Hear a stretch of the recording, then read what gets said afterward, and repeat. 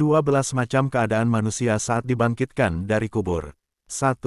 Mereka akan digiring dari kubur mereka dalam keadaan tidak memiliki tangan dan kaki.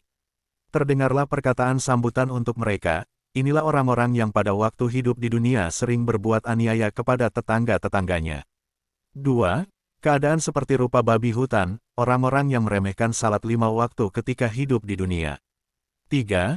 Perut mereka membuncit laksana gunung yang dipenuhi dengan ular, kalajengking, dan binatang-binatang melata lainnya, inilah orang-orang yang sewaktu hidup di dunia enggan untuk mengeluarkan zakat. 4. Mereka mengeluarkan darah. Inilah orang-orang yang suka berdusta ketika melakukan transaksi jual-beli sewaktu kehidupannya di dunia. 5. Berbau busuk, orang yang kelihatannya baik di depan umum, padahal sebenarnya mereka adalah pelopor kemungkaran sewaktu hidup di dunia. 6. Mereka akan digiring dari dalam kuburnya dalam keadaan tenggorokan dan tengkuknya terputus, orang yang suka memberikan kesaksian palsu sewaktu hidup di dunia. 7. Tidak memiliki lidah, dan dari mulut mereka mengeluarkan darah dan nanah, inilah orang-orang yang enggan memberi kesaksian kebenaran sewaktu hidup di dunia.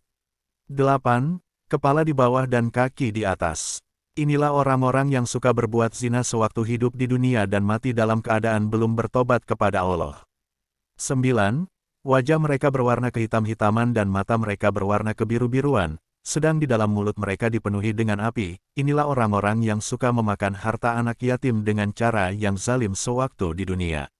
10. Mereka akan digiring dari dalam kuburnya dalam keadaan dipenuhi dengan penyakit kulit. Inilah orang-orang yang sering berbuat durhaka kepada kedua orang tuanya ketika di dunia. 11. Dalam keadaan buta kedua matanya dan buta hatinya.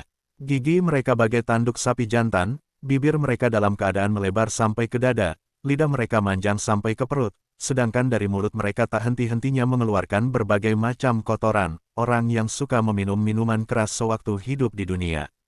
12. Mereka akan digiring dari dalam kuburnya dalam keadaan wajah mereka terkena sinar matahari. Mereka akan menjembatani jembatan Siratal Mustaqim bagaikan kilat.